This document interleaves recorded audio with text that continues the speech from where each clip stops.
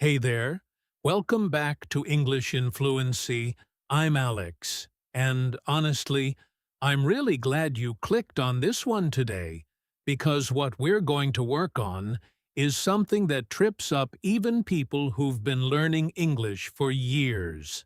Here's a quick question for you before we start. Have you ever listened to two people talking in English? Maybe on a show, maybe in a real conversation, and one of them says something, and you just can't tell if that's a fact, or if that's just what they personally believe. Like, is that true? Or is that just their opinion? If that's ever happened to you, you're definitely not alone. And honestly, that's exactly why I made this episode. Today, we're going deep into something that native speakers do all the time without even thinking about it. And that's signaling their opinion. They give little clues, sometimes with words, sometimes with just the way they say something. And once you know what to listen for, it's like a light switch turns on. Suddenly, you catch it every single time. So stick with me, get comfortable, maybe grab a coffee or tea, because we're going to listen, we're going to practice, and by the end of this, you're going to hear opinions jumping out at you from conversations like, "They're wearing a neon sign." Let's get into it. So, let's start really simple. When someone wants to share a fact, they usually just say it plainly. The sky is blue. The meeting starts at 9. Water boils at 100 degrees. No extra words needed, right? Because it's just true. It's not up for debate. But when someone wants to share their personal view, something that comes from their own head, their own feelings, their own experience, they almost always add a little phrase before or after what they're saying. These little phrases are like flags. They wave and say, "Hey, this next part is just what I think," not necessarily a fact. And once your ear catches these flags, understanding conversations gets so much easier, because you instantly know, okay, this person is telling me how they feel, not stating something everyone agrees on. Let me give you some of the most common ones, the ones you'll hear again and again in real English conversations. There's "I think," which is probably the most common one of all. There's "in my opinion," which is a bit more formal, but still really common. There's "personally," which people often say right at the start of a sentence. There's "I feel like," which is super common these days, especially among younger speakers. There's "honestly," which people use to sound more sincere or direct. There's "if you ask me," which has a slightly more casual, confident tone. There's "I'd say," which is often used when someone is estimating or guessing something. There's "I guess" and "I suppose," which actually show a little bit of uncertainty mixed into the opinion.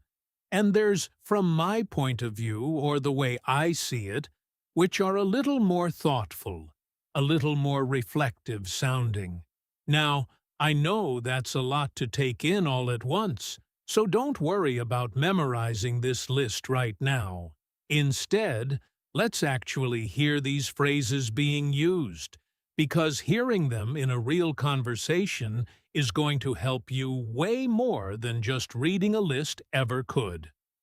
So here's what I want you to do. I'm going to play out a conversation for you. Well, read it out for you, since we're on audio here, between two people. Their names are Marco and Elena, and they're just two friends catching up over lunch.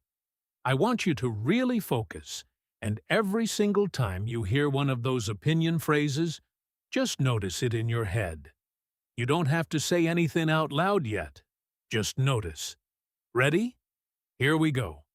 Marco says, "So did you end up watching that new show everyone's talking about?" Elena says, "Oh yeah, I finished the whole first season already." Honestly, I think it's really well made.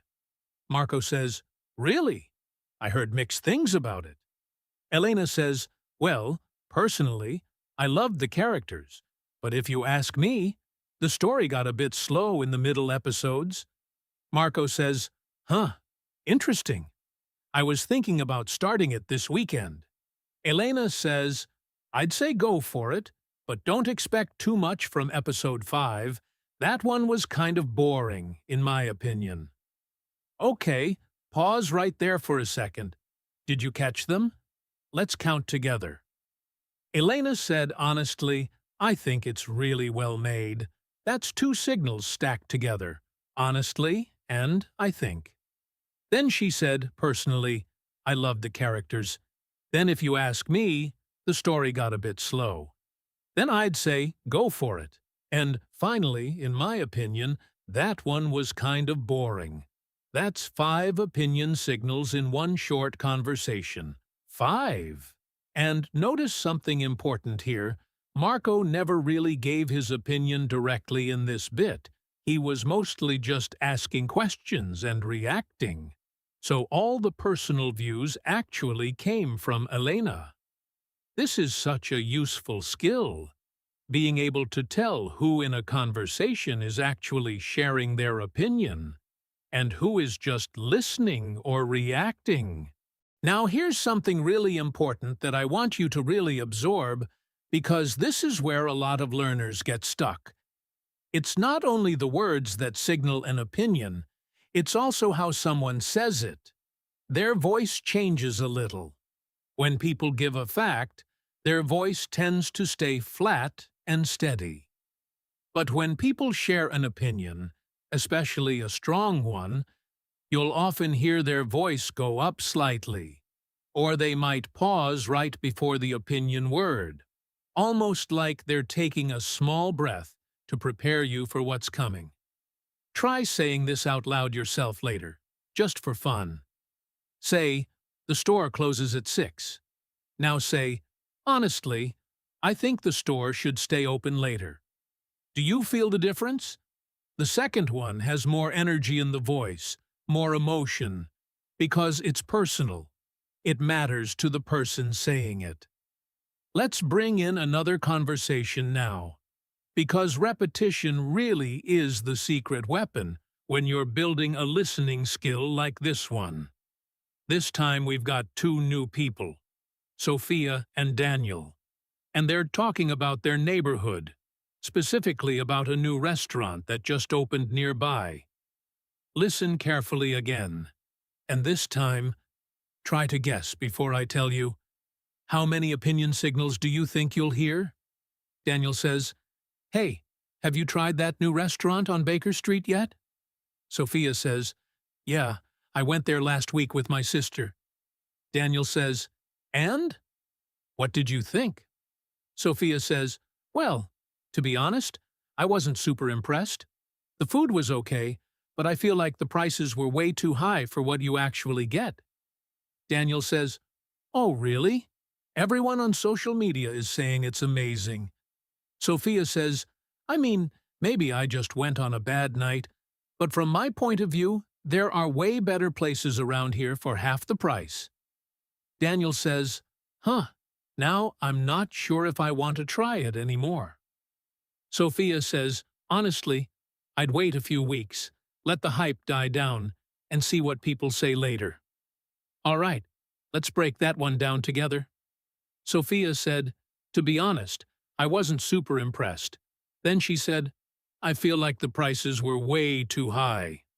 Then, from my point of view, there are way better places. And right at the end, honestly, I'd wait a few weeks. That's 4 clear signals, all coming from Sophia, while Daniel mostly reacted with surprise and questions. Similar pattern to the first conversation, actually. Did you notice that pattern? In a lot of everyday conversations, one person tends to share more opinions, while the other person asks questions and responds. Recognizing this pattern helps you follow long conversations much more easily, because you start predicting who's likely to speak next and what kind of thing they're likely to say. Now, let's slow down for a second and talk about something extra, something that will really level up your listening skills. Some opinion phrases carry more confidence, and some carry more doubt. This matters a lot because two people can technically be sharing an opinion, but one sounds sure of themselves, and the other sounds like they're still thinking it through. For example, if someone says, "I know this movie is the best one this year," that sounds extremely confident, almost like a fact, even though it's still just an opinion.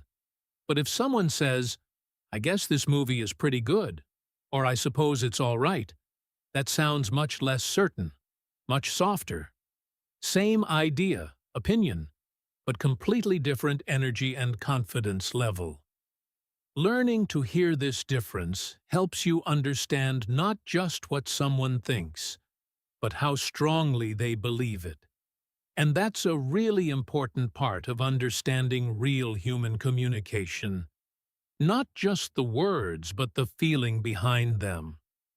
Let's practice this with another short conversation, and this time I want you to focus specifically on confidence level, not just spotting the opinion phrase.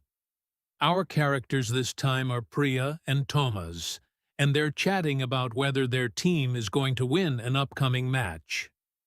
Thomas says, "So, do you think we're going to win on Saturday?" Priya says, "Honestly, I'm not sure. I guess we have a chance. But their team has been playing really well lately." Thomas says, "Come on. I really think we've got this one. Our defense has been solid all season." Priya says, "Maybe you're right, but personally, I wouldn't get too confident just yet." Tomas says, "Well, I'd bet money on us winning, if you ask me." Now here, Tomas sounds much more confident than Priya, right? He says, "I really think we've got this one, and later, I'd bet money on us winning." Both of those sound strong and sure. Priya, on the other hand, uses softer language, honestly. "I'm not sure. I guess we have a chance. And I wouldn't get too confident just yet." Same topic, two completely different confidence levels, and you can hear that difference clearly if you listen for it. Let's take a short breather here and talk about something practical, something you can actually use yourself, not just recognize when listening. When you want to share your own opinion in English, especially at a B1 level, you don't need fancy vocabulary. You really don't. Simple phrases work perfectly well and actually sound very natural. You can say, "I think," and add your idea. You can say, "In my opinion," followed by your thought. You can say, "Personally, I feel that," and continue. You can even just say, "Honestly," before sharing something, and it instantly sounds more natural and more like real spoken English rather than something stiff and textbook-like. Try building a few sentences right now in your head. Maybe about your favorite food, maybe about a movie you watched recently, maybe about your city or town. Go ahead, pause for a second if you want, and just think one sentence using one of these opinion phrases. All right, let's continue with another scene, because I really want this to stick in your memory through repetition, not just explanation. This time, we've got Layla and Kenji, two co-workers discussing whether their office should switch to a 4-day work week. Layla says, "Did you hear they might be testing a 4-day work week next year?" Kenji says, "Yeah, I heard about that. What do you think about it?" Layla says, "Honestly, I think it's a great idea. I feel like people would actually be more productive with more rest." Kenji says, "I don't know. Personally, I'm a bit skeptical. If you ask me, Some people would just use the extra day to relax completely and forget about work goals. Layla says, maybe. But from my point of view, trust goes both ways. If you treat people like adults, they usually act like adults. Kenji says, that's a fair point actually. I guess I hadn't thought about it that way. Notice something new here. Kenji actually changes his mind a little bit by the end. He says, that's a fair point actually. I guess I hadn't thought about it that way. This is a really common thing in real conversations. People don't just state opinions and stop. They react to each other. They sometimes shift their thinking slightly after hearing a good argument. Being able to follow this kind of back and forth, this little shift in someone's attitude, is actually a more advanced listening skill, and you just practiced it without even realizing. Let's talk for a moment about disagreement, because opinions often come with some kind of pushback, someone agreeing, someone disagreeing, someone somewhere in the middle. When people disagree in English, they usually don't just say no, that's wrong, because that can sound rude or too direct. Instead, they soften it a little. They might say, I see what you mean, but personally, I think differently. Or, that's a fair point, but I'd have to disagree. Or even just, I'm not so sure about that, if you ask me. These softer disagreement phrases are super common, and they often appear right after someone else has shared their opinion. So once you hear an opinion phrase, keep listening, because a disagreement phrase might be coming right after it. Let's hear one more conversation focused specifically on this back and forth of agreeing and disagreeing. This time, meet Oscar and Farah, discussing whether it's better to live in a big city or a small town. Oscar says, so if you had to choose, would you rather live in a big city or a small town? Farah says, honestly, I'd choose a small town every time. I feel like life is just calmer, less stressful. Oscar says, really? I completely disagree. If you ask me, cities have way more opportunities, more jobs, more things to do. Farah says, that's true, but personally, I value peace and quiet more than excitement. Oscar says, I get that, but I think I'd get bored pretty fast without the energy of a city around me. Farah says, fair enough. I guess it really depends on what kind of person you are. Beautiful example right there of two people with completely opposite opinions. Having a calm, respectful conversation, no argument, no anger, just two different points of view expressed clearly, using the phrases we've been practicing. Farah ends with, I guess it really depends on what kind of person you are, which is actually a really common way to end a friendly disagreement in English. It kinda says, we don't have to agree, and that's okay. Now, let's do something a little different.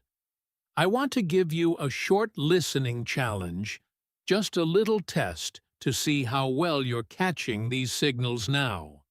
I'm going to read a slightly longer piece, a monologue this time, just one person speaking, and I want you to try counting, in your head, how many opinion signals you hear. Ready? Here it comes. This is Nina speaking, talking about working from home. Nina says, so, people keep asking me if I miss working in an office, and honestly, my answer is always a little complicated. I think there are definitely things I miss, like seeing my coworkers every day, having those quick chats by the coffee machine, that kind of thing. But personally, I feel like working from home has actually made me way more productive. I'd say I get at least 2 extra hours of focused work every single day, just because there are fewer interruptions. Now, I know some people disagree with me on this, And if you ask me, that's totally fine. Everyone's situation is different. From my point of view, it really comes down to your personality and your home setup. I guess if you live somewhere noisy or crowded, working from home might actually be harder, not easier. Okay, how many did you count? Let's go through it together. Honestly, my answer is always a little complicated. That's one. I think there are definitely things I miss. That's two. Personally, I feel like working from home has made me more productive. That's actually two signals close together. Personally, and I feel like. Then I'd say I get at least 2 extra hours. That's another one. Then, if you ask me, that's totally fine. Another one. Then from my point of view, it comes down to personality. Another one. And finally, I guess if you live somewhere noisy, that's the last one. If you counted around 7 or 8 signals, that's fantastic. That means your ear is really adjusting well to this pattern. And if you missed a few, don't worry at all. This is exactly why we practice. The more conversations you listen to like this, the faster your brain starts catching these signals automatically, almost without effort.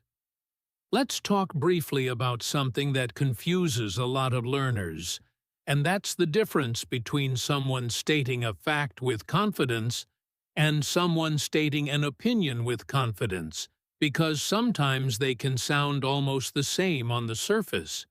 For example, someone might say, "This is the best restaurant in town," without using any opinion phrase at all. No, I think. No, personally. Nothing. It sounds like a fact, but really, it's still just their opinion. They just didn't bother to soften it with the signal phrase.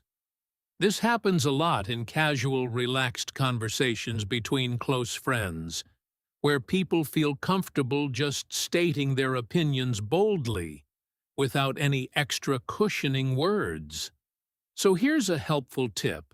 If something sounds like a really strong, absolute statement, but it's actually about taste, quality, or feelings, like best, worst, amazing, terrible, boring, exciting, there's a really good chance it's an opinion, even without a signal phrase attached to it. Facts are usually about things that can be measured or proven, like numbers, dates, locations, historical events. Opinions are usually about feelings, preferences, judgments, and quality. Let's practice noticing this hidden kind of opinion too, the one without an obvious signal word. Here's a short conversation between two new characters, Hassan and Ivy, chatting about a concert they both went to. Hassan says, "That concert last night was incredible. Honestly, one of the best I've ever been to." Ivy says, "Really? I thought the sound quality was actually pretty bad from where we were standing." Hassan says, "Maybe, but the energy was just amazing. The crowd was singing every single word." Ivy says, "True, the crowd was great, but I still think the opening act was way better than the main performer." Notice how Ivy says, "I thought the sound quality was actually pretty bad." That's a clear signal, I thought. But then later she says, "The crowd was great." No signal phrase at all, just a bold statement. But it's still clearly her opinion, since crowd quality isn't something you can measure with a number. It's a feeling, a judgment.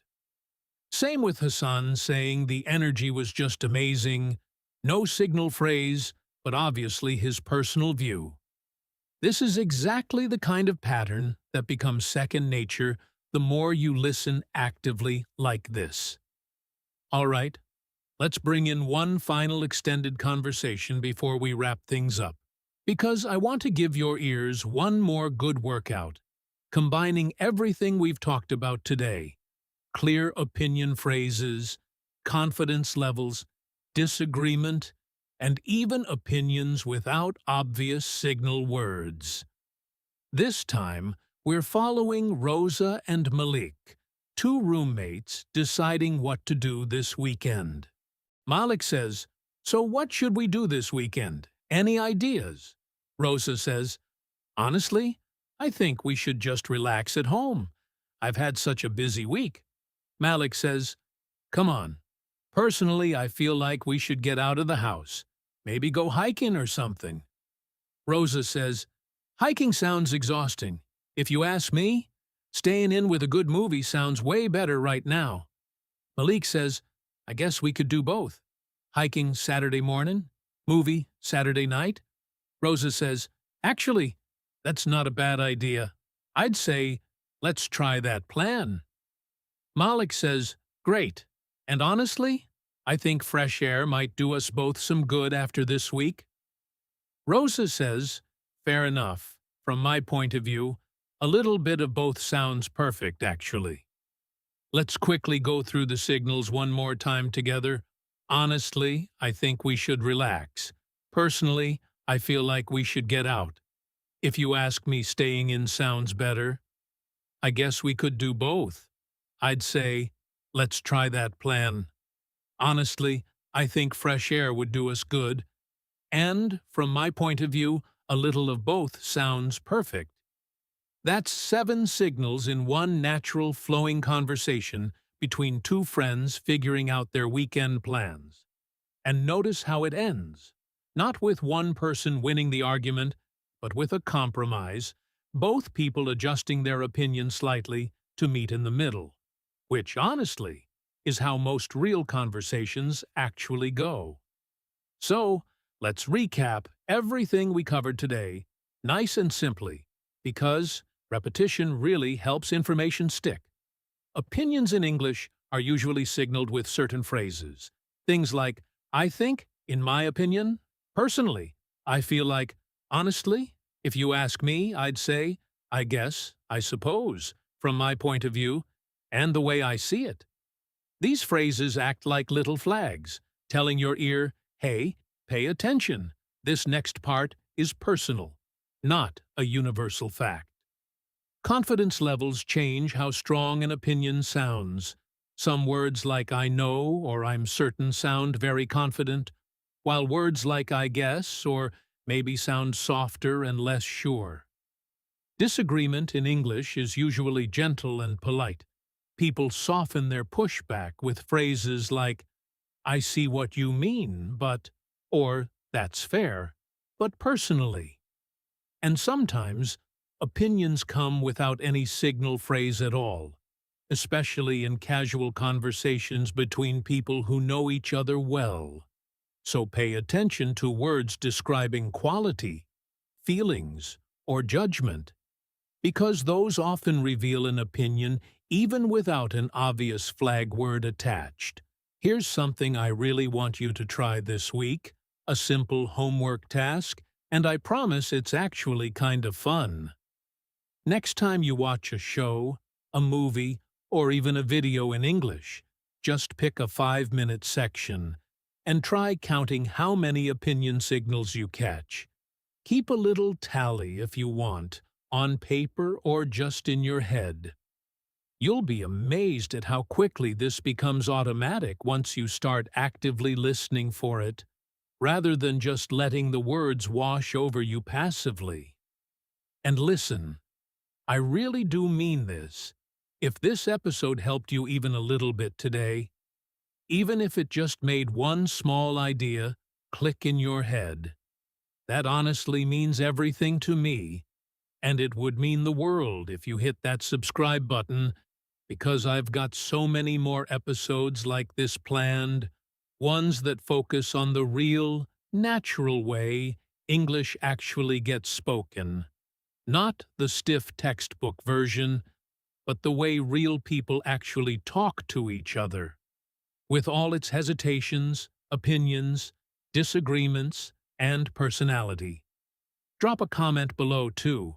Tell me one opinion phrase you're going to try using this week. Maybe about your favorite food, your city, a movie, anything at all. I genuinely read through the comments, and I love seeing what you all come up with. And if you know someone else who's learning English, maybe send this episode their way, because honestly, the best way to remember something is to explain it to someone else. So teaching a friend might actually help you even more than listening alone did. Thank you so much for spending this time with me today.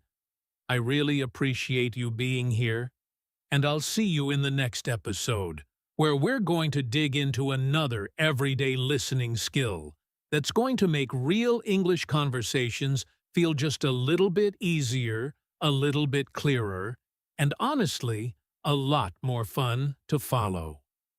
Until then, keep listening actively.